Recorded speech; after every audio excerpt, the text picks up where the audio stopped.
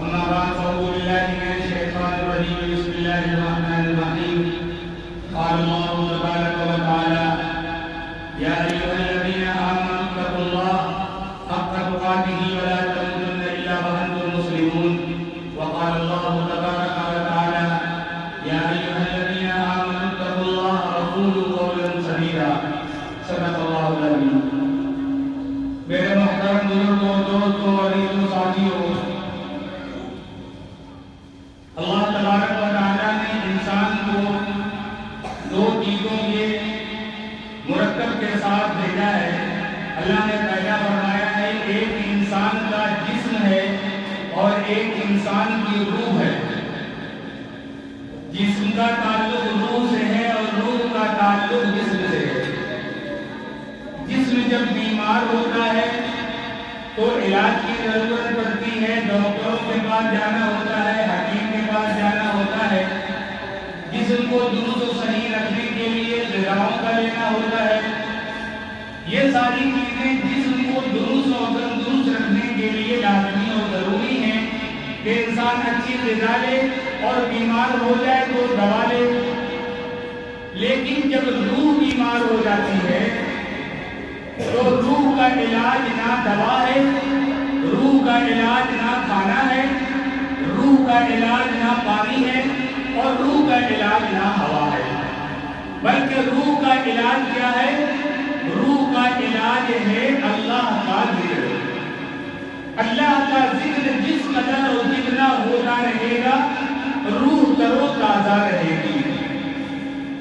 ہم اللہ کا ذکر نہیں کرتے ہیں، محروم ہیں اللہ کے ذکر سے، لیکن ہماری جو روح ہے وہ ذکر کے لیے تڑپتی ہے، بے چین ہوتی ہے.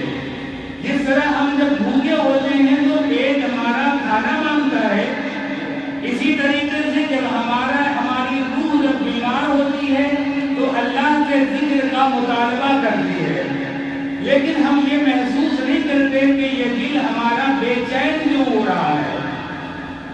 ہمیں احساس بھی ہوتا ہے کہ یہ میرا جو دل ہے وہ اللہ کے ذکر کو مانگ رہا ہے، اللہ کے ذکر کو طلب کر رہا ہے، لیکن محسوس نہیں کر پاتے.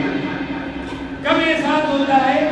ہمارے پاس اچھا کھانا بھی ہے، کپڑا بھی ہے، لباس بھی ہے، اچھا مکان بھی ہے، ساری چیزیں، ساری نعمت ہمارے پاس موجود ہوتی ہیں، لیکن بسا اوقات آپ محسوس کریں گے کہ ساری نعمت ہونے کے باوجود بھی آپ کا جی نہیں لگ رہا ہے، اندر سے بے چینی ہے، گھبراہٹ ہے، جو سکون میسر ہونا چاہیے وہ نہیں ہے. آخر کیوں نہیں ہے؟ ساری سہولت موجود ہے، پھر کیوں نہیں سکون مل رہا ہے؟ اس لیے نہیں ملتا کیونکہ اللہ کے ذکر کے لیے ہمارا دل تڑپتا رہتا ہے، اور اللہ کا ذکر جب دل کو ملے گا تبھی دل کو قرار اور سکون ملے گا. اب انسان کی جو روح ہے وہ دو چیزوں کا مطالبہ کرتی ہے. انسان کے ساتھ اللہ تعالیٰ نے روح کے ساتھ نفس کو پیدا کیا ہے، اور نفس جو ہے وہ اچھی چیزوں کو بھی مانگتی ہے اور بری چیزوں کی بھی مانگتی ہے.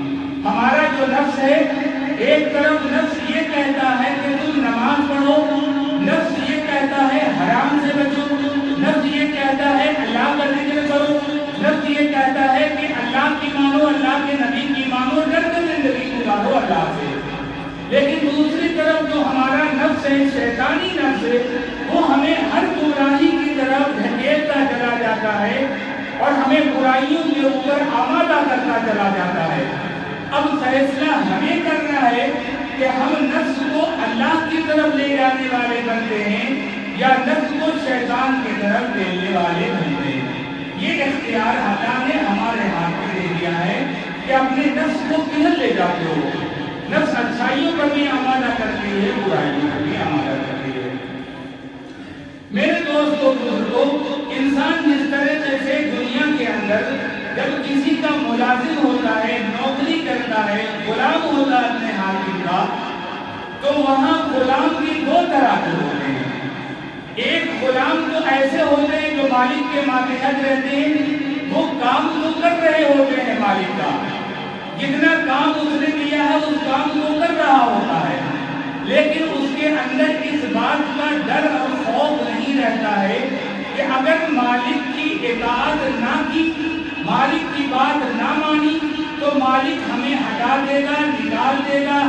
ناراض ہو جائے گا۔ ایک ملازم تو ایسا ہوتا ہے جو کام تو کر رہا ہوتا ہے لیکن اسے پرواہ نہیں ہوتی ہے، اسے فکر نہیں ہوتی ہے، نہ مالک کی ناراضگی کی پرواہ ہوتی ہے نہ مالک کی رضامندی کی پرواہ ہوتی ہے۔ اور ایک غلام نوکر ایسا ہوتا ہے جو مالک کی ایک ایک باتوں کو سوچ سوچ کر کرتا ہے کہ کہیں ایسا نہ ہو کہ میرا جو مالک ہے وہ ہمارے اس کام سے ناراض نہ ہو جائے، ہمارا جو یہ طریقہ ہے صحیح ہے یا نہیں ہے۔ اپنے مالک کی ناراضگی کا خیال رکھتے ہوئے غلامی کرتا ہے اور حاکم کی اتباع کرتا ہے، بات مانتا ہے۔ اسی طریقے سے انسان کا حال ہے کہ انسان عبادت تو کر رہا ہوتا ہے لیکن اس بات کا خیال نہیں ہوتا کہ ہم جو اللہ کی عبادت کر رہے ہیں اور زندگی گزار رہے ہیں اس زندگی کے اندر اللہ کا ڈر ہمارے اندر کتنا موجود ہے۔ اور اللہ کا ڈر کیا چیز ہے؟ اللہ کے نبی نے فرمایا التقوی ہا ہونا، التقوی ہا ہونا۔ تقوی کہاں ہوتا ہے؟ اللہ کے نبی نے فرمایا کہ تقوی یہاں ہوتا ہے۔ ڈر اللہ کا ڈر کہاں ہوتا ہے؟ اللہ کا ڈر انسان کے دل میں ہوتا ہے۔ اس لیے اللہ کا ڈر انسان کے دل میں ہوتا ہے کہ ہم کون سا گناہ اور کون سی غلطی کر رہے ہیں، ہمارے گناہوں سے غلطیوں سے آپ واقف نہیں ہیں لیکن اللہ واقف ہے۔ تو جس دن اس بات کا خیال آ جائے کہ ہمارا جو وہ کام ہے جو غلط کام کر رہے ہیں اس سے اللہ واقف ہو رہا ہے، اللہ ہماری ایک ایک حرکت کو جان رہا ہے، ہمارے گناہوں کو جان رہا ہے، ہماری جو خراب ادا ہے پوری حرکت اللہ سے واقف ہے، تو انسان اس گناہ کو ہرگز نہیں کر سکتا اور اسی کا نام تقویٰ ہے۔ اور کہا کہ انسان تقویٰ اختیار کرے جلوت میں بھی خلوت میں بھی، تنہا بیٹھا ہو تو یہ نہ سمجھے کہ ہمیں کوئی نہیں دیکھ رہا ہے، اس لیے گناہ کر لینے میں کیا حرج ہے، اللہ تو دیکھ رہا ہے۔ جس وقت اللہ کا ڈر کا خیال آ جائے اور گناہ کو بندہ چھوڑ دے، اسی کا نام تقویٰ ہے۔ ہم کو سود لینے کا جی چاہ رہا ہے، ہم کو ضرورت ہے سود لینے کی، سود لین دین کرنے کی ضرورت پیش آ رہی، نفس کہہ رہا، دل کہہ رہا لے لو، کیا حرج ہے، لیکن ہمارا دل کہہ رہا ہے، تقویٰ ہمیں کہہ رہا ہے اللہ کا ڈر کرا نہیں لینا ہے، اللہ سے ڈرنا ہے۔ اللہ نے منع کر دیا لا تأکلوا الربا یا ایھا الذین آمنوا لا تأکلوا الربا، ایمان والو اگر تم ایمان والو ذرا سا بھی اللہ کا ڈر ہے تو لا تأکلوا الربا، تم سود نہ کھاؤ۔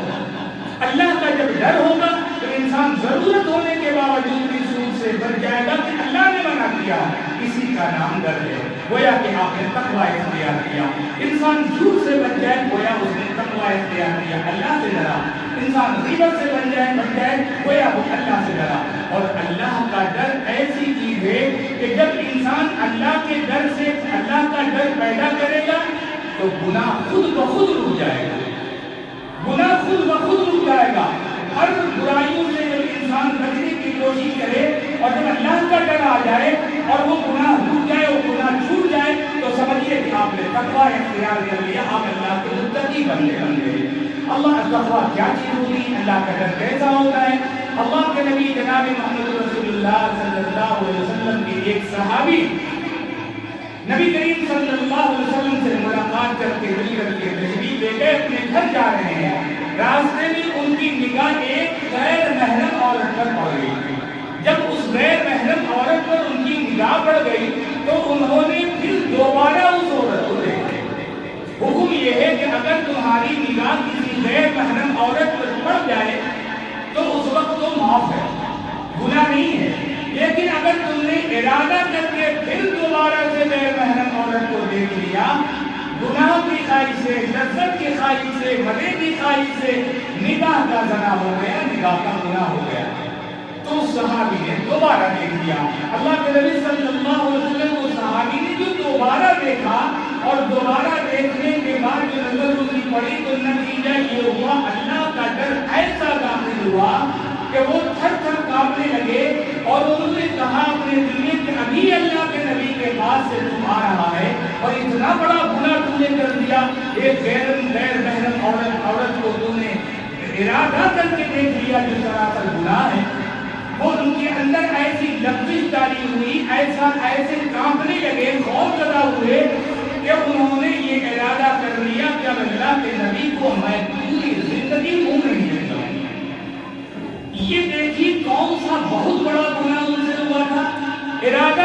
دیکھ لیا تھا تقویٰ نام اس کا ہے، ڈر نام اس کا ہے، اللہ سے ڈر جانا. جب بندہ اللہ سے ڈر جاتا ہے تو پھر ہر قدم پہ ہر کام اللہ سے ڈر کے کرتا ہے. کاروبار میں بیٹھا ہے وہاں ڈرتا رہے گا تاکہ ہم حلال طریقے سے کمائیں، حرام نہ کمائیں. لوگوں کے بیچ میں بیٹھے گا، گفتگو کرے گا تو اللہ سے ڈرتا رہے گا کہ ایسا نہ ہو کہ ہم گفتگو کے درمیان میں جھوٹ بول دیں، غیبت کر دیں، کسی کی برائی کر دیں. معاملات کرے گا، لین دین کرے گا تو اس بات میں وہاں پر ڈرے گا کہ معاملات کے درمیان میں ایسا نہ ہو کہ ہم کسی سے لین دین جو کر رہے ہیں اس میں کسی کا میرے پاس، کسی اور کا پیسہ میرے پاس، لین دین میں کسی طرح کی کبھی بیچی ہو جائے. ہر وقت اللہ سے ڈرے گا. ڈرنے والا بندہ اللہ سے ہر جگہ ہر وقت ڈرے گا. اور جو بندہ ڈرتا رہا اور ڈر کے زندگی گزارتا رہا، اللہ نے متقی لوگوں پر جہنم کو حرام کر دیا. اب وہ صحابی نے کیا کیا؟ وہ جنگل چلے گئے اور جنگل میں جا کر اس قدر روئے، گھر دوار بال بچہ سب کچھ چھوڑ دیا اور جنگل چلے گئے اور روتے رہے، دن رات رو رہے ہیں، یہاں تک کہ وہ صحابی بیمار پڑ گئے. اللہ کے نبی جناب محمد رسول اللہ صلی اللہ علیہ وسلم کو خبر ہو گئی. اللہ تعالیٰ نے نبی کریم صلی اللہ علیہ وسلم کے بعد فرشتہ بھیجا اور اللہ کے نبی کے بعد فرشتے نے آ کر کہا آپ کو آپ کے ایک صحابی کا حال معلوم ہے؟ آپ کا ایک صحابی اس حال میں زندگی گزار رہا ہے. اللہ کے نبی صلی اللہ علیہ وسلم نے صحابہ کو بھیجا، فرمایا جاؤ اس کا حال چال لے کر کے آؤ اور ہو سکے تو اس کو ساتھ لے لے کر. نبی کریم صلی اللہ علیہ وسلم کے پاس کے صحابی گئے اور صحابہ کرام کو دیکھا، واقعہ تو وہ بیمار ہو چکے تھے، ان کو لے کر آئے، اللہ کے نبی کا پیغام سنایا. اللہ کے نبی صلی اللہ علیہ وسلم کے پاس آئے، اللہ کے نبی نے پوچھا کیا بات ہے، تم نے اپنی حالت ایسی کیوں بنا لی؟ اپنا پورا واقعہ سنا دیا اور کہا یا رسول اللہ صلی اللہ علیہ وسلم رو رہے ہیں اور کہہ رہے یا رسول اللہ میرے اس حرکت کی خبر آپ کو تو نہیں ہو گئی؟ کیا آپ کو اس بات کی خبر ہو گئی جو حرکت میں نے کی ہے؟ مجھے یہ ڈر کھائے چلا جا رہا ہے کہ میری اس حرکت کی خبر کہیں اللہ کو تو ہے، اللہ کے نبی کو بھی تو نہیں ہو گئی. اور اللہ کے نبی کو اگر اس خبر کی خبر ہو گئی تو میں تو اللہ کے نبی کی نظر میں گر جاؤں گا اور تو ذلیل و رسوا ہو جاؤں گا. بار بار کہہ رہے یا رسول اللہ آپ کو تو نہیں معلوم ہوگی میری یہ بات. اللہ کے نبی نے فرمایا اللہ نے تمہیں معاف کر دیا، گھبراؤ نہیں، پریشان ہونے کی ضرورت نہیں ہے. اس کے بعد اللہ کے نبی کو ادھر بھیج دیا. گھر جا کر چند روز وہ صحابی رہے، وہاں بھی یہی فکر ان کو کھائے چلا جا رہا. آج بڑا سے بڑا گناہ کر کے، بڑا سے بڑا گناہ کر کے، لیکن ہمارے اندر نہ ڈر پیدا ہوتا ہے، نہ خوف پیدا ہوتا ہے، نہ یہ سوچ ہوتی ہے کہ ہمارے گناہوں کو اللہ نے معاف کیا بھی کہ نہیں کیا. نہ معاف کیا تو موت آ گئی تو کیا ہوگا؟ صحابہ کرام کی جو جماعت تھی وہ نیکیاں کر کے ڈرتے تھے اور روتے تھے. وہ نیکی کرتے تھے تو بھی ڈرتے تھے اور روتے تھے. اور ہم گناہ کر کے بھی نہیں روتے، نہ گناہ کر نادم ہوتے ہیں نہ ندامت ہوتی ہے. اللہ کے نبی کو جب معلوم ہوا کہ صحابی بیمار ہو چکے ہیں بہت زیادہ، اللہ کے نبی عیادت کے لیے تشریف لے گئے. اللہ کے نبی صلی اللہ علیہ وسلم تشریف لائے اور صحابی کے سر کو اپنی گود میں رکھ لیا.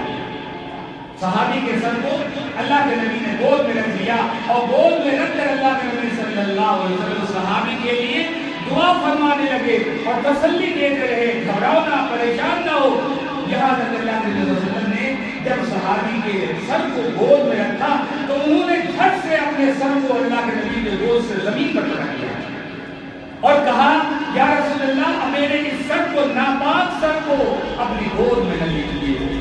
آپ کی ذات پاک ہے، آپ کی گود پاک ہے، آپ کا جسم مبارک پاک ہے، آپ کے جسم کا ایک ایک عضو پاک ہے. اس ناپاک سر کو اپنے گود میں رکھ دیا رسول اللہ، میں بہت بدکار انسان ہوں. یہ کہا کہ انہوں نے سر کو رکھ دیا. کیا کر کے اللہ تعالیٰ نے صحابہ کا خاتمہ فرمایا، ایمان کے حالت میں صحابی کا خاتمہ. تو میرے دوستوں بزرگوں اور الغرض کہنے کا مقصد یہ ہے کہ اللہ کے ڈر کے ساتھ زندگی گزارنا ہر معاملے میں. جب بندہ اللہ سے ڈرے گا تو آپ یقین مانیں گناہ کبیرہ جیسا گناہ جو ہم سے سرزد ہوتا ہے، شراب پینا، زنا کرنا، قتل کرنا، برائیاں کرنا، غیبت کرنا، والدین کو ستانا، والدین کو ایذا پہنچانا، اس طریقے سے جتنے بھی گناہ ہیں جب اللہ کا ڈر آ جائے گا تو خود بخود انسان گناہوں سے بچ جائے گا. اور اللہ تعالیٰ نے تقویٰ کا بڑا مقام رکھا ہے. جو اللہ سے ڈر گیا اللہ یقیناً وہ شخص کامیاب ہو گیا، دنیا میں بھی اور آخرت میں بھی. عذاب جہنم سے نجات کا بہترین باعث ذریعہ ہے تقویٰ و پرہیزگاری. اللہ تعالیٰ نے کہنے سننے سے زیادہ منظور ہوگی. اجمعین، وآخر دعوانا